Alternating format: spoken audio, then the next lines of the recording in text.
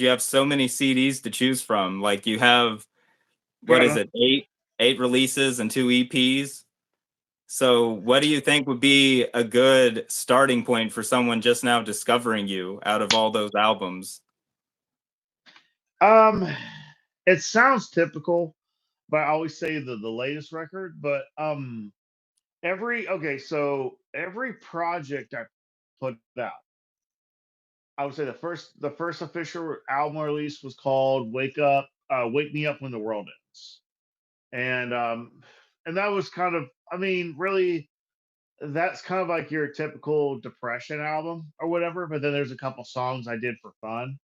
So I Absolutely. so right, and then after that was the first album I put out on an independent label, which was Muga Music at the time, and that was Do Not Disturb the Internet. And I love that one. there was, yeah, there was a friend of mine who told me, he's like, man, you're totally an introvert. I was just like, what do you mean? And he goes, I never heard that term before. And they said, well, and they described how I am and all that. And it was funny just because I had wrote that and recorded that album. I just moved into the house I live in now, and I I had I had a recording studio business in my house. I just moved. I had one in my old house, and then I that continued there, and then I just reinstated that business probably about 6 months ago. Right. And so I made that album, and I didn't have a job other than that. That was paying my bills, and I was living relatively well. So it was winter time, and so that year, I think it was the end of 2014, if I'm correct. And so I had time to sit there and record, and then when the label started, I contributed that album to start to kick the label off with Cool. a album release, right? And then I didn't think about it that the album kind of reflected that whole concept of kind of just kind of just locking yourself up at home and stuff like that. So I Yeah. did that, and then Nihilist was, I had a friend of mine, a musician friend of mine, who died in a drunk driving accident, and my grandmother passed away. So that was kind of like a funeral album. Yeah. And then so I had that, and then Open Wounds was kind of another kind of like depression album or whatever. But that one was actually kind of rushed. That's not one of my favorite albums. There's a couple songs on there I do like, but when I look back, I particularly kind of felt like it could have been done better. But I did the kind of '90s hip hop thing. I added a couple skits. So, man, just whatever I made tonight, just put it towards my tab. You made $350 tonight, though. Yeah, well, put it towards my tab, because it's going to be exactly that, most likely. there's some Yeah. comedy Yeah. in there, though. You know what I mean? I like to throw in Hell a yeah. little comedy, and there's a couple of my friends. There's a lot of inside jokes in there. So if you're not, if you don't know me and you don't know little inside jokes that we had, there was some like local music scene drama that went on, and I threw in a little like inside jokes pertaining to that. So if you're, it's kind of like Deadpool 3. If you're not in on the inside joke, you're lost. Yeah. You know what I mean? So That's awesome. I call it the Deadpool. Yeah, because my girlfriend, she doesn't. I took her to see Deadpool 3 because she wanted to see the whole Deadpool franchise, and she said I like Deadpool 2 the most, and I do too. But she said I felt like there were a lot of jokes in that third one that I was unaware of, and I had to explain everything to her. And I said, if you're not if you're not aware of what happened behind the scenes of Blade Trinity, if you didn't know that who was Tatum was originally offered to have his own Gambit movie. If you didn't know all this stuff, then a lot of those Exactly. jokes are just going to go right over your head. And as much, and now she's more of a, like, she's more affiliated with like DC comics, like Batman and stuff like that.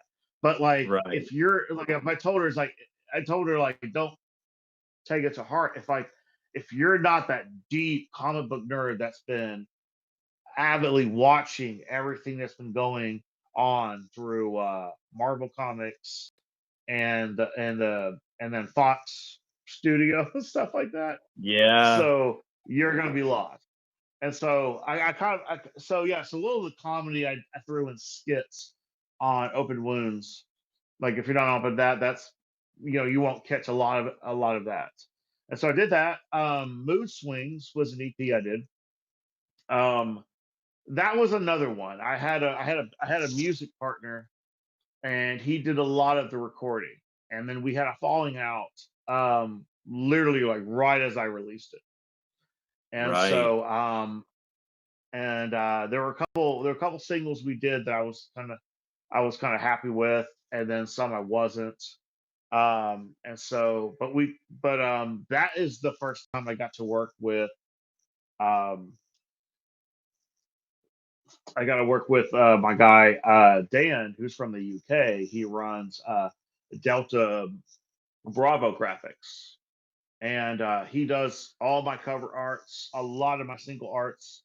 If I do a big show, he's the one doing the graphic design. He's fucking incredible. I was gonna And ask. so That was one of my questions. yeah, oh yeah, we'll get to that.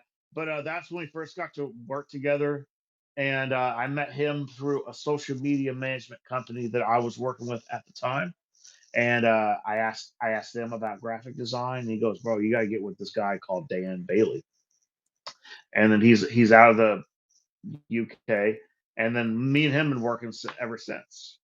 And then during 2020, I had made primarily a mixtape called Stir. Yeah. And during the whole COVID pandemic and stuff like that, and I just figured, well, why not put that out? And I found out Bandcamp was doing 100% to artists. So, and then they do that every Friday, from what I understand. I might be wrong. They might do it every other Friday, but I remember around that time they're offering that so that way artists could get 100% of their download money and stuff like that. And so I originally released that through that, and then he made the cover art, and me and him stayed in very like good contact. And so we worked together on that, and then I later released that on all digital platforms. And then after that, I'm trying to think of what I did after 2020. Oh, Echo Chamber, which was another EP. And then Mosaic, who does music videos here, and Tulsa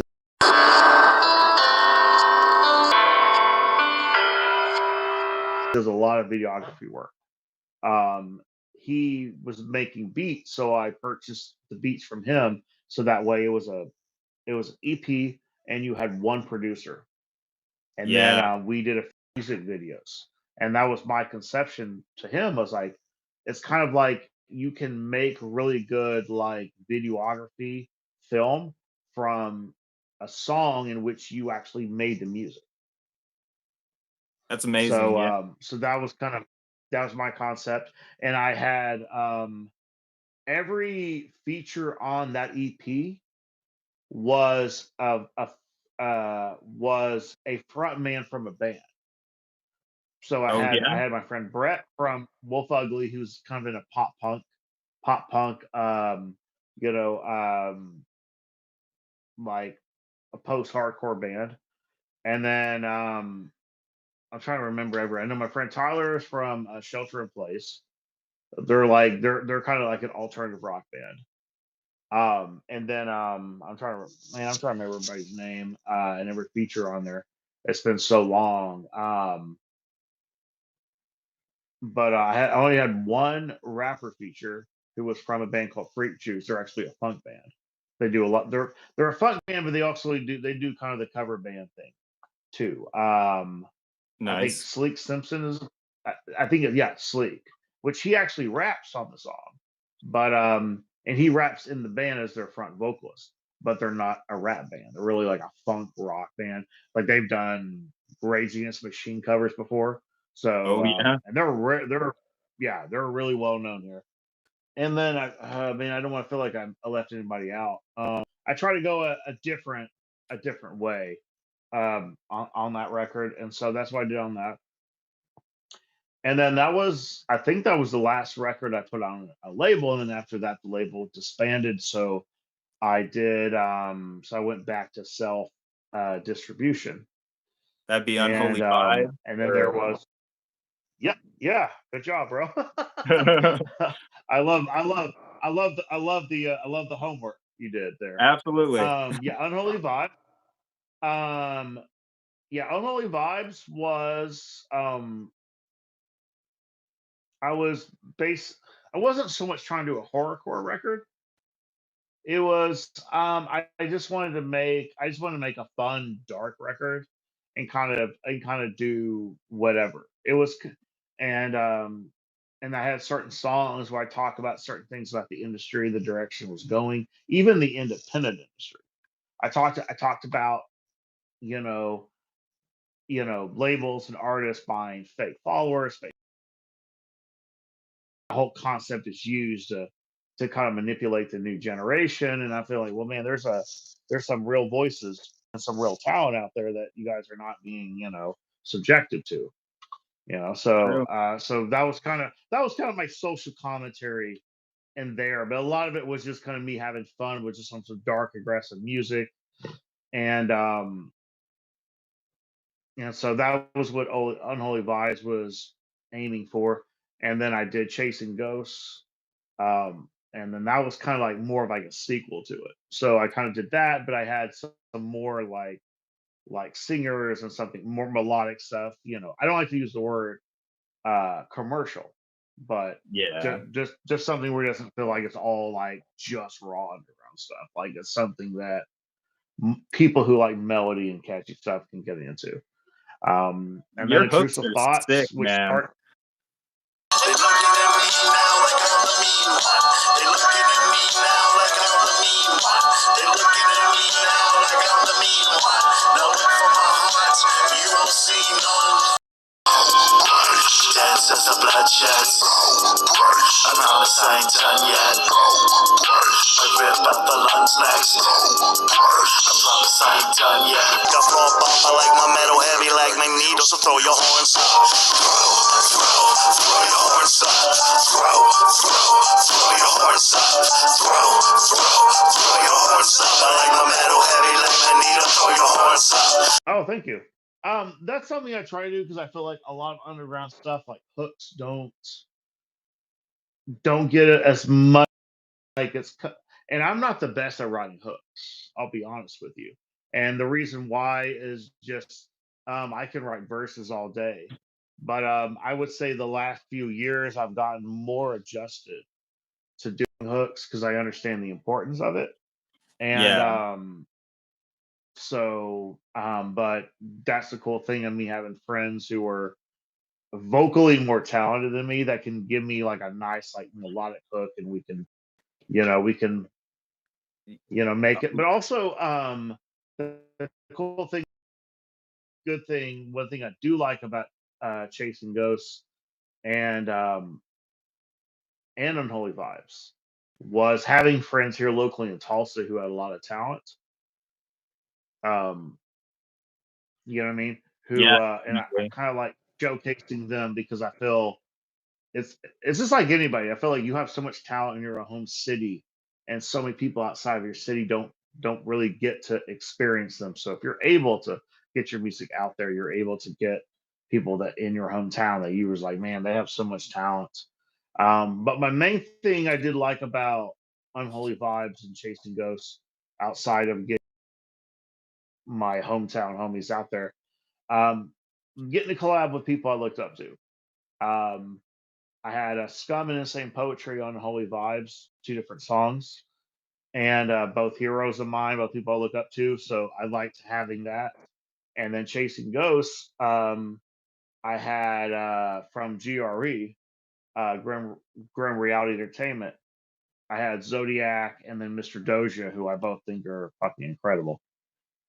So those Hell are. yeah. It's Yeah. always amazing to be able to meet and collaborate with someone that you look up to. Just Yeah. Oh yeah, yeah. But I actually, Absolutely. what is it? There's a song on Intrusive Thoughts that Elephant in the Room. That hook gets stuck in my head frequently, actually. Like, Y'all ain't rappers, y'all actors like Brandon Hurst. I'll have you bitches missing like an Amber Alert. Looks like you really shit the bed, fam. Amber Heard. Maybe we should talk. I know you really do. Oh, there's an since I've Yeah. listened to it. Hell So yeah. yeah, just I love Yeah. whenever a hook sinks its teeth in, you know? Absolutely. Absolutely, man. But you're going to be touring a lot. You're going to be touring in November 12th, or starting November 12th. You're going to be on at Monkey Island in Oklahoma at the Landing, and then you go to Iowa on the 13th, Missouri on the 14th, Kansas on the 15th, and the 16th. What is going to happen then? I'm not sure if it's Kansas or if it's Oklahoma again. Oh, the 16th is Owasso, Oklahoma, It is Oklahoma. at the district. Yeah. Okay. Just how does that take it out of you? Like, what's the biggest challenge whenever it comes to touring like that? Because that's a solid. Oh, setting everything up. There are some financial, definitely the financials. Because you're saving up to make sure that you have everything taken care of. You got your gas, you got your rental van, you've got Hotels. hotel rooms, and definitely in this one we're doing 2 hotel rooms. I do a compared to most, I do a very small buy on fee for the openers. Because and that's another thing is like I've heard like how much a lot of not saying local, but a lot of artists who will pay a deposit to do a tour because tour costs money. I know a lot of people are like kind of not crazy about the whole pay to play, which I don't really. Where it's just a contribution, and so really like my guys when I bring them on, they're really either paying for the gas or they're paying just for the hotel room, like their hotel room. And so I keep it very minimal, where it's very affordable and it's easy to kind of make your money back on your merch sales and stuff like that. So I think about that. And I also like make it very like accommodating for them and stuff like that. So but yeah, as far as that, like getting the financials right is and then also saving up money where you can eat, have some drinks, Yeah. maybe buy souvenirs. So that way you're able to enjoy your time because I've toured broke before and I do not recommend it. It's no fun. It's absolutely no fun. And because then you're nervous and then you're counting every dollar you make at the merch table, Oh yeah. every dollar you make from a ticket sale or a door sale. And it fills you with so much anxiety and then you're not able to enjoy your time and it's just not fun. So I spend a lot of the coming months working, saving, and then budgeting and for it. So that way I can enjoy the time. And because if you're not having fun, what are you doing it for? True. So you gotta have fun. So you gotta make sure you have like the money so you can relax, have a good time, and so forth. So as far as that, there's that. Also, just communicating with the promoters in each city. Some of those I kind of have to run the show as well. So you're communicating with the artists, shipping the tickets out to them. I make sure every local artist like makes a cut from their ticket sales, so they make money as well. The promoters, I like to do a cut with them because because especially they do a lot of work as far as getting the local artists like hyped, make sure they're out promoting, make sure that they're doing the best they can, and then and they're taking their time. And I can tell you from me being a promoter sometimes on certain shows, um, hard, good, honest, hardworking promoters get the shaft. It's the janky, like shady promoters that seem to always make out like a bandit.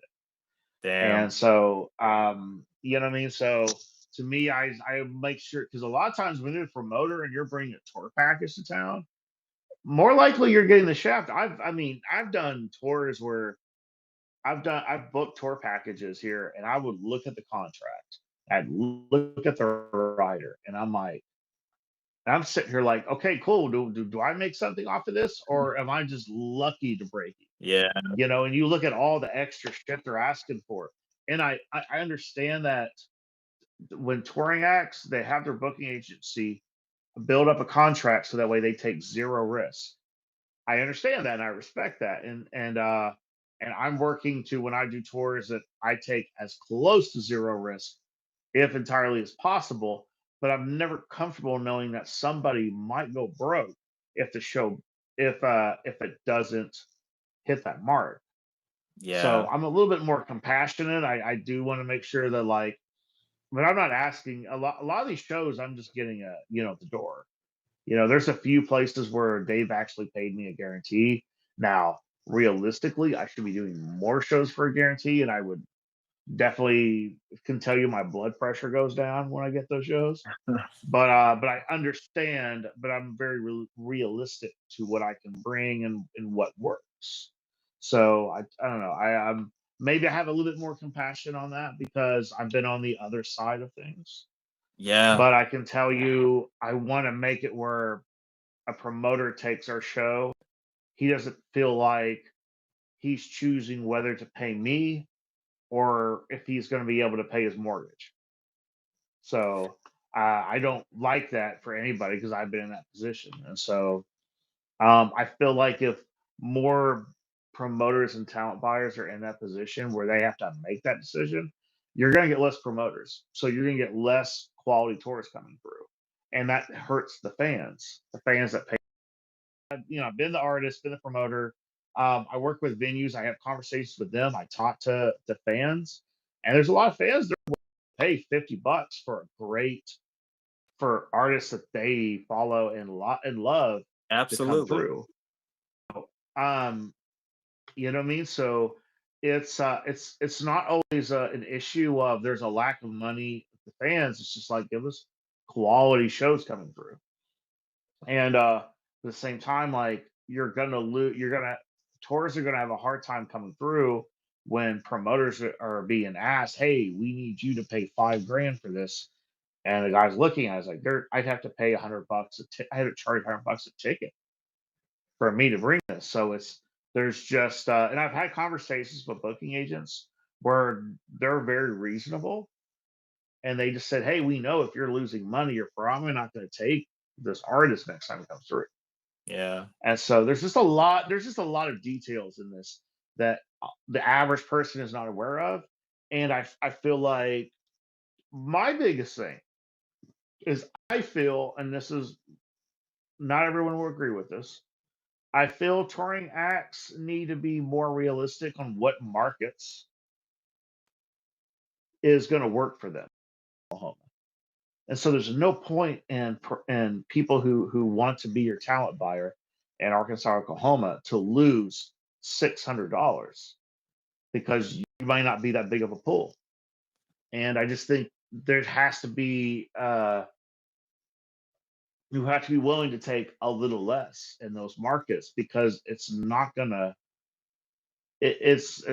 help you if promoters are losing money, and then when a business loses money, they go out of business, and then you have less promoters, so you have less markets you're going to tour. And just some areas you're just going to understand that might not. Now it might come down to that those markets are probably not worth touring in, but then there's certain fans that are missing out. So that's a tough scenario to be in. Yeah. Um, So I mean, if you're in an area and then you're great in Kansas City, you know, Tulsa's only about like 4 hours away. So even if you're going to take like maybe a 300 or so pay cut to go to Tulsa for a 4 hour drive, I don't think it's that big a deal. I just think there just needs to be proper negotiation. And it sucks because there are markets that miss out on these great tours Yeah. because of these. I mean, as far as I know, conversation with everybody, but I see the contracts I see the numbers, I see the amount of people come out, and trust me, I have plenty of promoter friends who are basically saying I gotta take a break from booking shows because now I don't know if my kids are gonna eat next week. So Damn. now I have to figure something out, and that's so it's just there has to be a level of compassion and understanding uh, to to to to continue to do this because we don't want to see more people go into poverty and then go out of business, and that hurts it for people on a humanity level, but it also hurts the music business because that makes it hard for your booking agent to make a tour happen. When they just can't get people saying, "Bro, I don't have the budget for that." So Yeah. anyway, that's yeah. Awesome. Okay, so here's a weird one. If you were allowed only one CD, one movie, and one book, what would they be? That's a good question. Okay, so one CD, one movie, and one book. Yep. You could throw a show in there Okay. too if you'd like. Oh, I will. Okay, so okay, I'll try to do that in order. So one CD, one movie, one book, and then one show. Yeah. Um, okay, I'll chop this into personal experience. So one CD. Okay, the CD part might be hard because there's so many good ones. Can I pick more than one?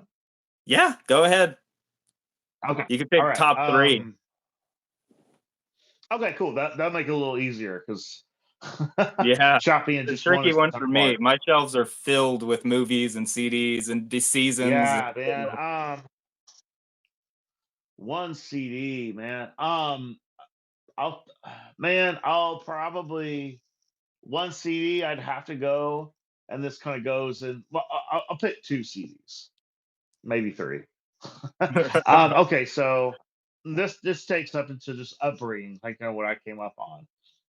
The Mortal Kombat soundtrack from 1995 because that got me into heavy metal and got me appreciating like music score. So the Mortal Kombat soundtrack I discovered KMFDM, Gravity Kills, and then the music score is just incredible.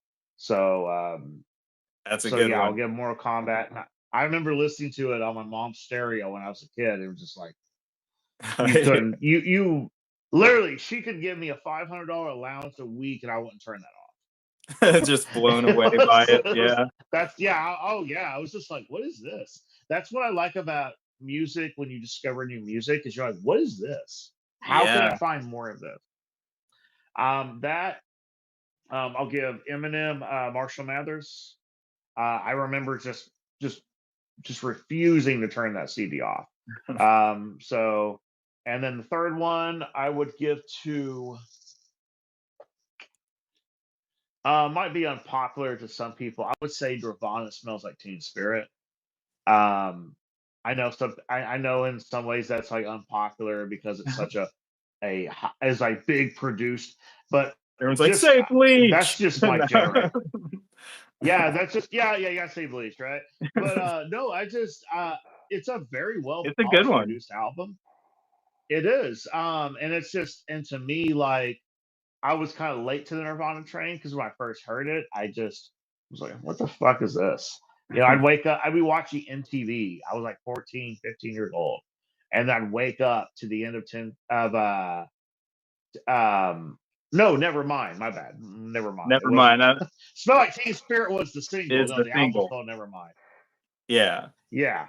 And I remember seeing that and then it just kept like kind of it just won over me. And I Yeah. called it Tina.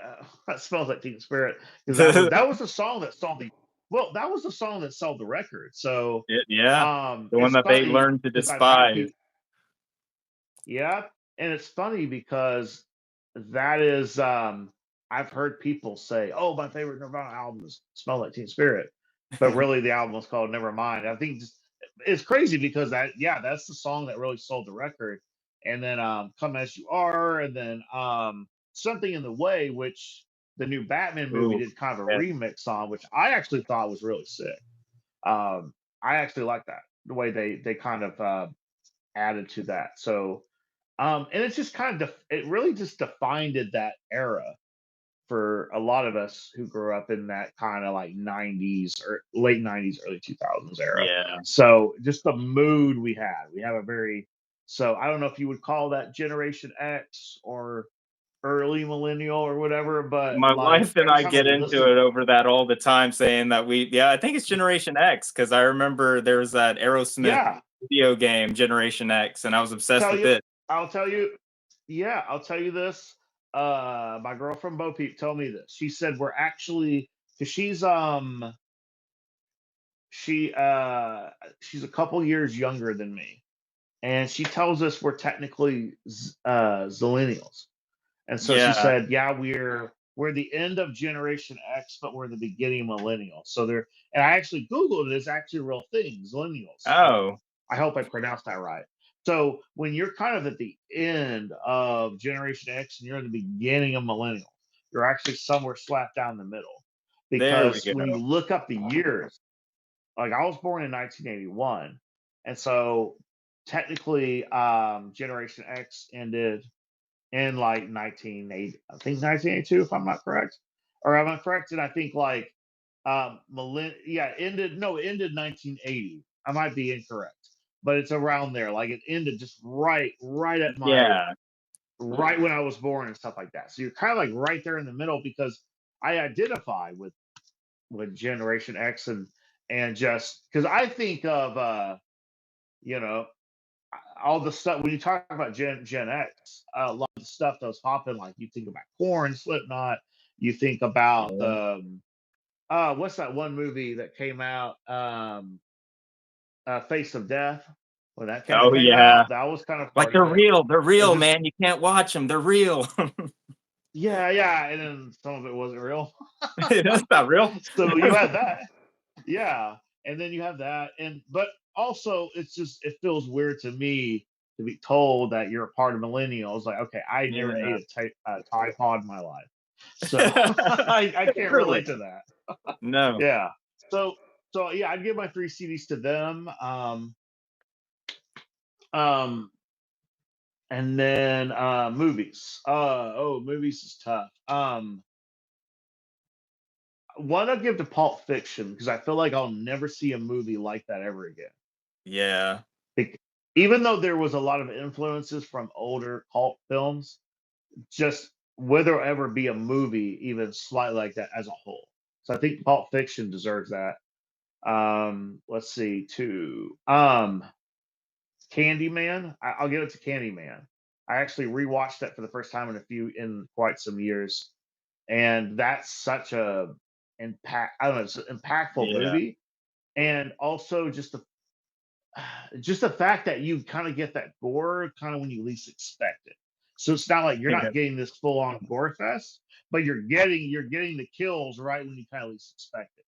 And just knowing what Tony what so he got $1,000 for every bee stung on Yeah, his tongue, yeah. That's insane. and he had like over 1,000 bee stung. So he I do you know, it. despite what they paid him, yeah, despite what they paid him, he came out like, yeah, he came out with Right. some bread after that That's movie. dedication.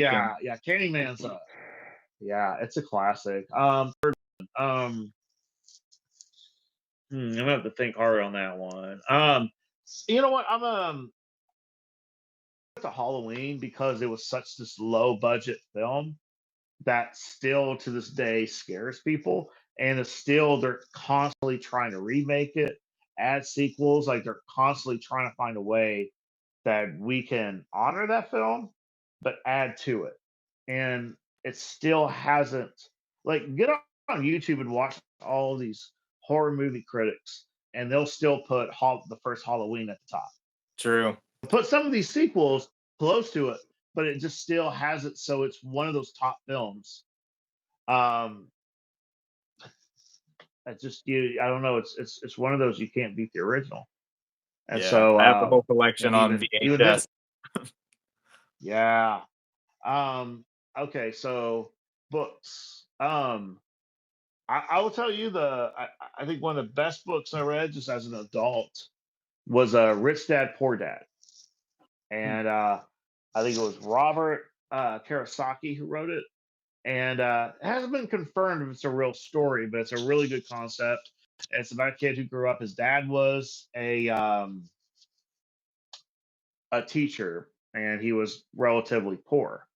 And then his neighbor's kid was a dad who was an entrepreneur. He owned a restaurant. I think he owned all this real estate.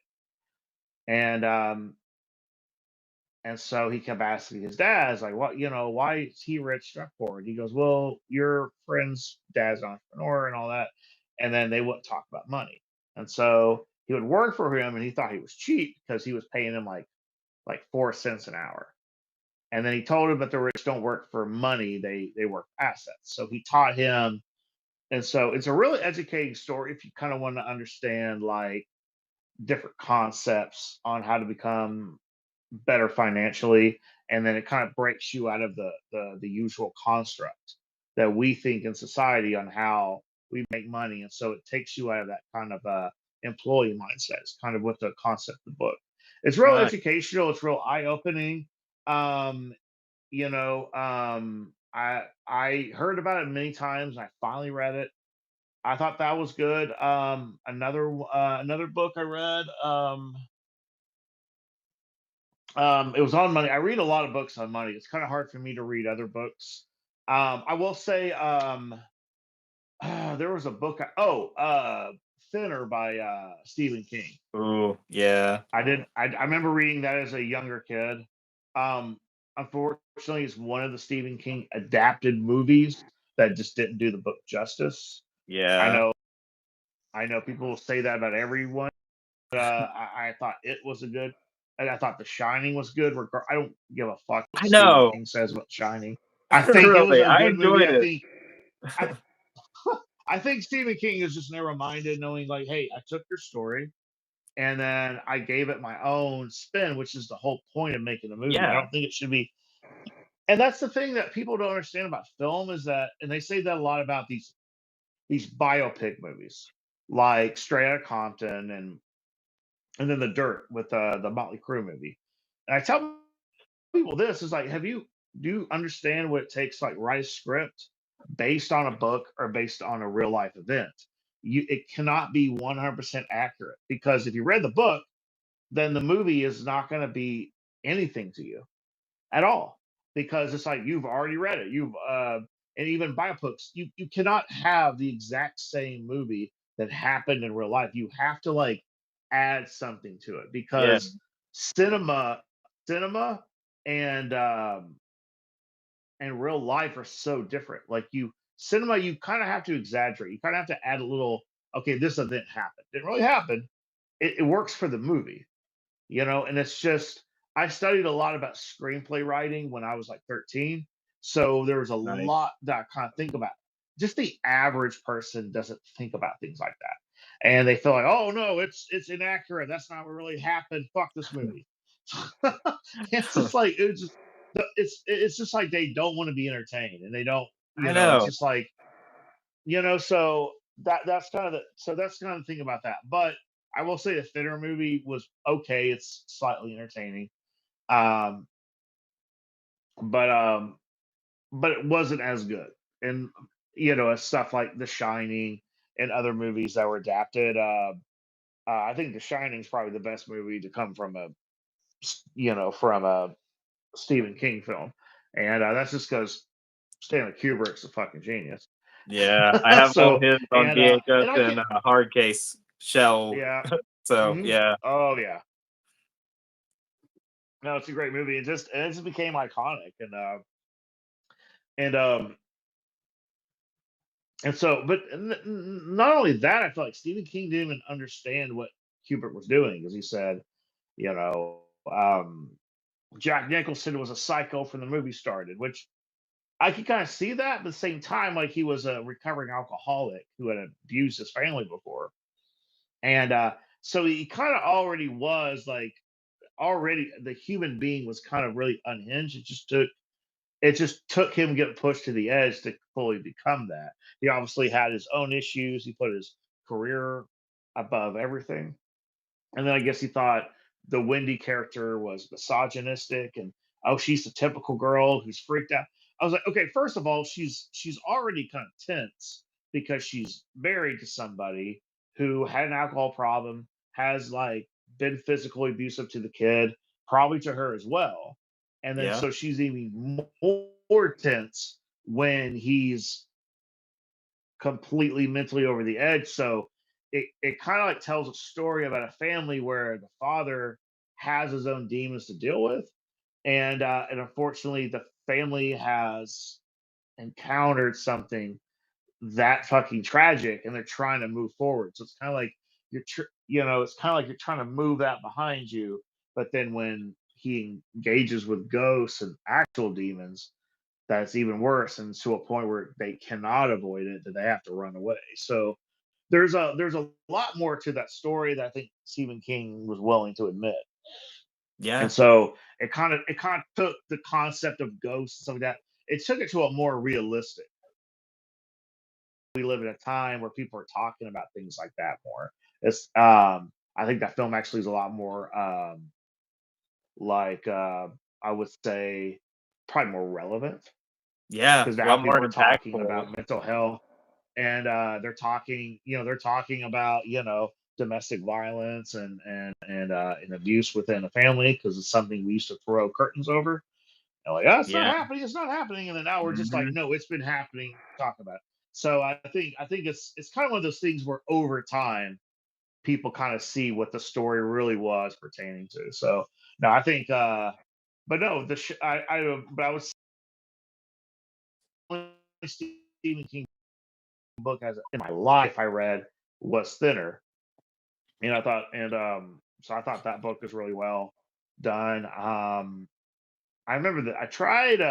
What movie was it? Was it Salem? I'm trying to think of what Stephen King. I think it was The Stand. I had a hard time finishing the film, not the film, the movie. I'm trying to think. I think it was The Stand. I think I had a hard time finishing it because it was written so creepy. Yeah. So there were books of his I couldn't even finish, but I was also a kid, so it's just like more of like, Yeah. okay, I can't do this. This is too much. So I remember The so there's Stand that. whenever the demon or the devil was in the field, and that was the scene Yeah, for me where I was like, okay, okay, that's messing with my head. I need to sign out, and I actually yeah. Uh, um, I'm trying to think. There are other books. I read so many books. I would say Goosebumps. yeah, I was in fifth grade. I got super into Goosebumps, and I remember the story about the dummy.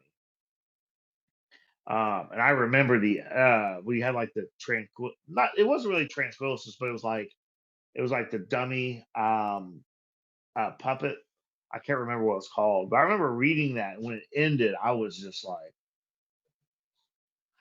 it kind of fucked me up for a little bit. yeah. I guess it's such a long time ago. My kids still read those. I have Um, the complete collection up to a point. nice, So nice. So that's the books. What was the last one? show. Oh, shows. Man. Let me think. I'm trying to think of probably the best shows. Probably like I would say shows. I'll probably say shows I've attended. So I'll say as a music fan, what shows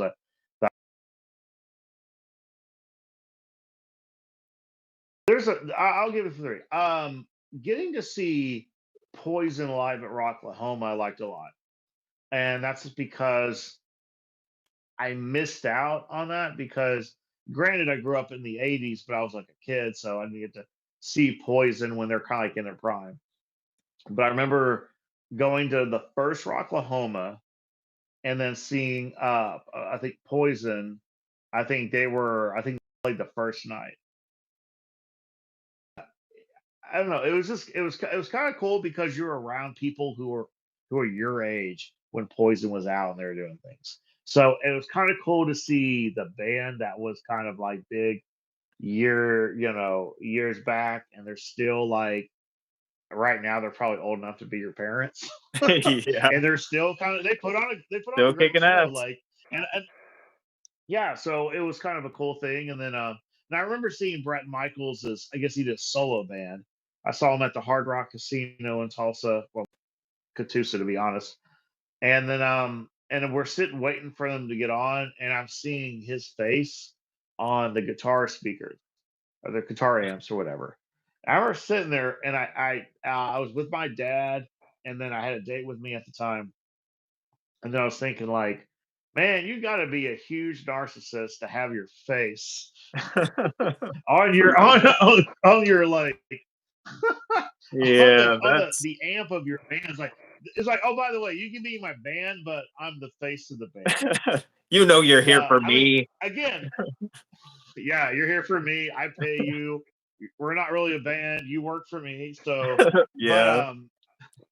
it was still a good show. I mean, still put on a good show, even though like I already knew he had a hairpiece on, and there's still those splits he couldn't entirely do. But it was still like, okay, you're still doing it after all these years. I thought that was cool. Yeah. I'm trying to think of who else. Hate Breed always put on a good show. I Ah, saw Hate Breed probably. I've probably seen them like 4 times, nice. and their vocalist as much as like his entire vocal strategy is just scream, scream, scream, and for him to like them to be able to do a 45-minute set and Yeah. him not to run out of breath or something like that, I think is that kind of endurance is impressive. So I'll give it to him. AFI is another good one. I think when Sing the Sorrow came out, and I always liked their old like when they were like horror punk. I mean, Yeah. clearly I'm a big horror fan, so obviously I'm gonna Yeah, like that. same. But Sing the Sorrow was kind of like the last album before they went super duper pop, and then I kind of lost interest. But they toured quite crazy. I remember Tulsa, Oklahoma City. I remember calling in sick to work because I was gonna go to Oklahoma City and see them with like Bleeding Through, and they put on a magnificent show, and then they even played some of their old stuff, even though their new fans went quiet when they played their old stuff. It was Like, a you little listen frustrating, but anyway. Pay respects. yeah, Yeah. really, you don't know their old stuff? Okay, you're those guys. Okay, but Yeah. no, I've never seen them, and I thought they were absolutely great. Like, I mean, Singer would do like a front flip into the crowd and then crowd surf. Yeah. I thought that was dope. And then um I'd say lastly, I'll give it to definitely gotta give it to Tech Nine. Every time I've seen him, it's just overall production, show, obviously vocal endurance. The dude can just rap Uh-huh. his ass off, and and then everybody he brings on tour is like phenomenal. Like I remember Stevie Stone doing some cool shit, and Seth's crew when they were together. Chris Calco is amazing as well. So yeah, so that's probably more like top four. But there's quite a Yeah. few shows I've seen that Hell were yeah. just phenomenal. Actually, I'll give a fifth one. I'll give it to R.A. the Rugged. I tell Oh, everybody. RA. I got to when he came to Tulsa. I think about it's been a few years. I'd probably say it was 3 years ago. I can't remember the exact, but he was coming through, and then I knew the venue owner, and I asked him about it. I had a few people hit me up. I was like, "Man, you should really get on that." And I said, "All right," hit him about it, and then he got me in contact with the tour manager, and then jumped on that. And great show. I wasn't sure like how big he was in Tulsa because a lot of these East Coast MCs, when they come to the Midwest, it's not really the same crowd wise. But yeah, there's about that had that name, so I was like, all right. And then there was some homies of mine who actually bought on the tour. They had told me, hey, like we've already made our money back on our investment. Um, every show has been 200, 300 plus people Damn. and stuff like that. And so we just chat and talk. They talked about, yeah, we leave. We actually drive to the next town. We've been saving money on hotels and gas and um and then and so yeah, great turnout. And then I had a guy come up to me after my set and said, "Bro, I'm a trucker. I just came into town. I found already the Rugman was playing." And then he asked me how much my shirt was, so I sold a little bit of merch. A great fucking night.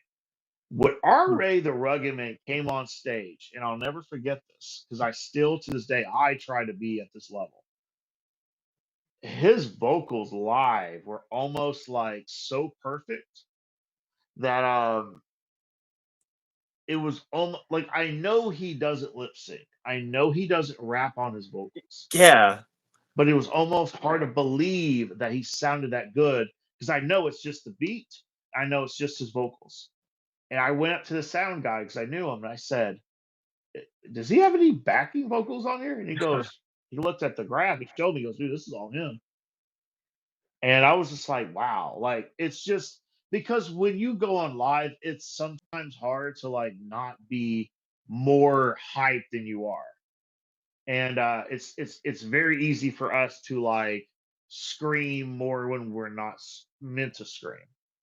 And so Yeah. to be that contained, but it's just a fact he's tall and it just he had it was I just felt like I was watching a giant like rap his ass off for Yeah, like he an is a hour. giant. It was he is. It was incredible.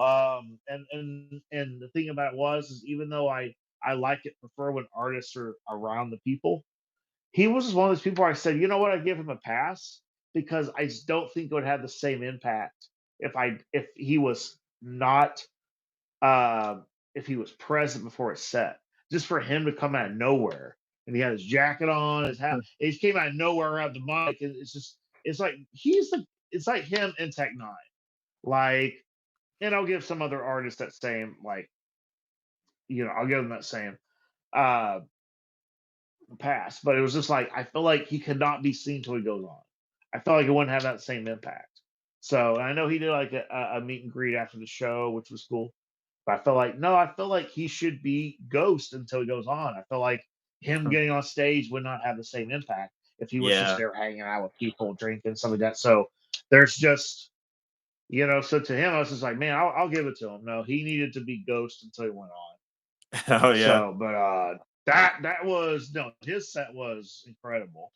And vocally, to me, like whenever I'm rehearsing for a show or a tour, I'm like, okay, I need to perform like Ari the Rugged Man. So I need to like Yeah. in some areas vocally tone it down where I'm not getting too high because it's got to be on point. I don't know, man. Like, yeah, dude has been considered a legend. What inspired you to first make music? Inspired me to make music. Well, when I think really into Weird Al Yankovic, and I thought he was hilarious. So I did that. I did that just for fun. Um, Probably say it was Corn, and then because when I discovered Corn, I remember I was super into them, and then I discovered Slipknot, and then Mudvayne. For the longest time, I was into Tupac and Biggie, and All Cool at G once, Rap. or were So you I into kind of had that metal going on first? for a little bit. And it kind of depends. I know I was into like I know Coolio. I was super into when he came out, and so but then I know once I think when I was a teenager, once I discovered Korn, just rabbit hole of all this other heavier music, Yeah. and then later I got into like Pantera and Metallica, and then I discovered Slayer and stuff like that. So I kind of went down that. I would say later. When I was in high school, I was into that. And I was into Tribe Called Quest, Wu Tang. So I went Yeah.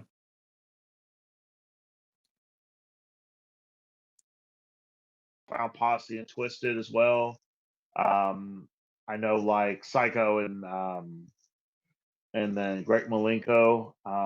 But I was more of like a casual fan. I wasn't really into like the juggalo hip hop to an extent where I was a super fan. I just they were there and I kind of discovered them and then I knew they existed. So I was kind of more of a casual fan. But I was then I discovered Eminem, and then when he came out. and then I got into the whole Dr. Dre, exhibit. You go down the line of that. So so I don't know. It's a weird process of how I got into genres and artists and Yeah. bands and how that all went down. So you know what I mean. So um, Which came first for you, the scream or rapping? yeah. So the my senior year in high school, I got super into punk. I know Misfits still one of my favorite bands, and I got super into that. One of my best friends, he got me into that. Rancid, you know, um, man, I could go down the list. H2O, Fog Molly, all those guys, all those bands. And so I know when I came into high school, I said I was going to start a band, and so I did that for a little bit. And then when I started had enough was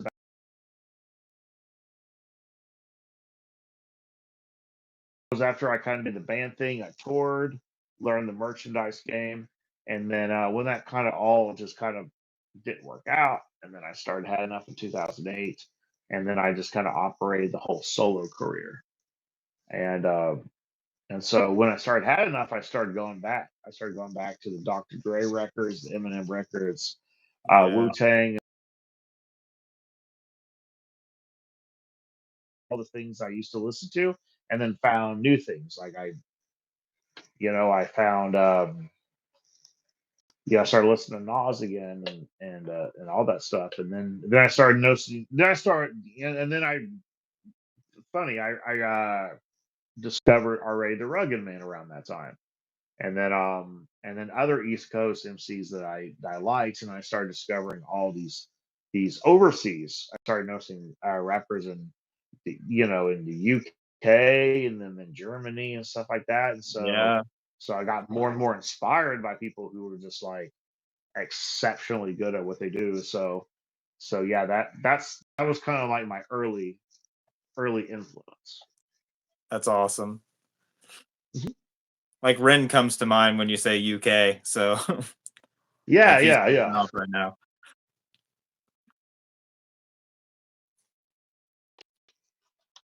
Dude, I think that's about all I have. Like, thanks for talking with me, man. For sure, It's man. been Thank you. awesome.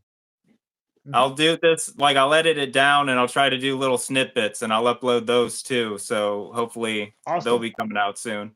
Thanks for chatting Hell with yeah, bro. me. I'll Yeah, talk man. I to you appreciate later. it. All right, later.